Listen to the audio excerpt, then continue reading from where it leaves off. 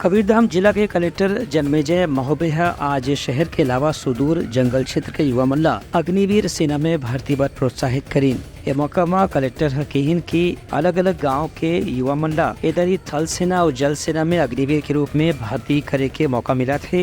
एक पर छत्तीसगढ़ के अलग अलग जिला में लगातार भर्ती रैली के आयोजन करे जाते। कलेक्टर के कहना रही कि सेना के भर्ती के जरिए न केवल युवा मल्ला एक अच्छा करियर के संभावना पैदा हुई बल्कि उनके जीवन में अनुशासन घलो ही।